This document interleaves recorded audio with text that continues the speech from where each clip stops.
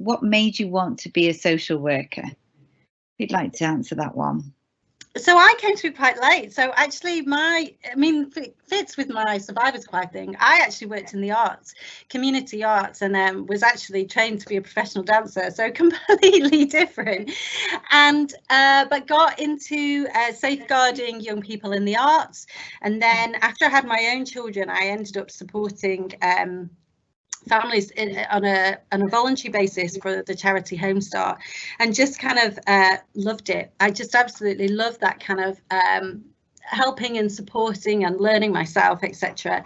And I just realized that that was what I was kind of doing in my life, and I had this kind of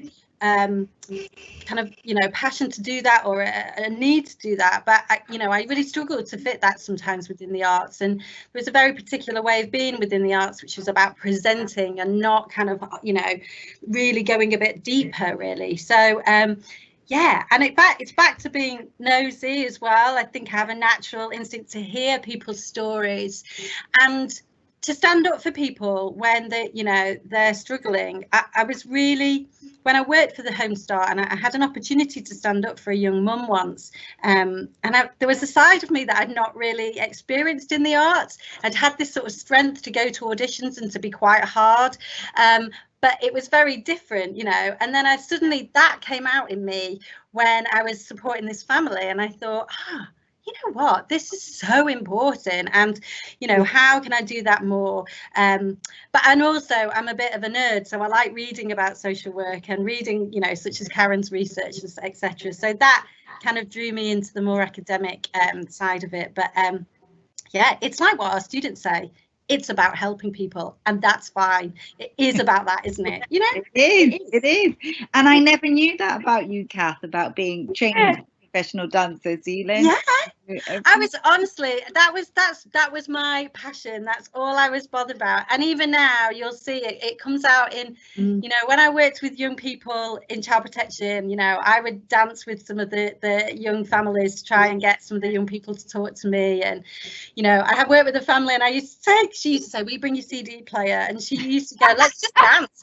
So I'd be there doing my child and family assessment, just dancing. But I loved it. I mean, it's a good job no manager came, or if I had my social work observation. But yeah, so it fits all together.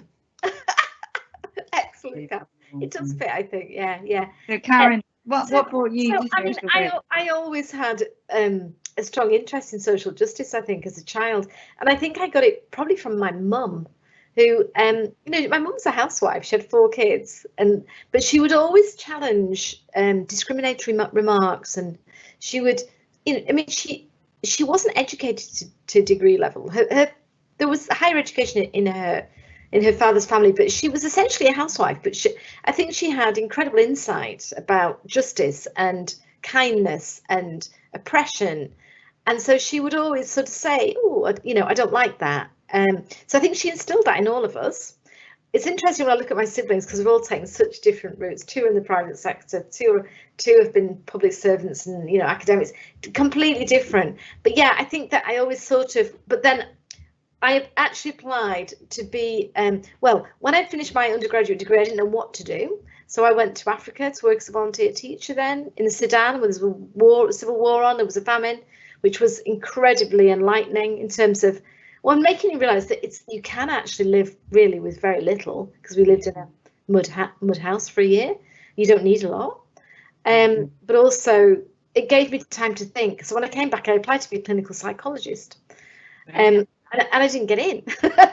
So I thought, oh well, maybe I'll apply to be a social worker there. And I don't think I was clear. I think I had this kind of real interest in social justice, but I wasn't clear about where you would find that work. So if you'd done a degree in psychology, you would apply for clinical psychology. But I'm kind of glad that I didn't go down that route. So I then I worked in a children's home, very large children's home, which was a sort of dumping ground really for any children who couldn't survive in foster care or small family group homes. And again, that brought me face to face with really high levels of need and really high levels of suffering. So then I decided, okay, I'm going to be a social worker, and that was it. Yeah. Right, great.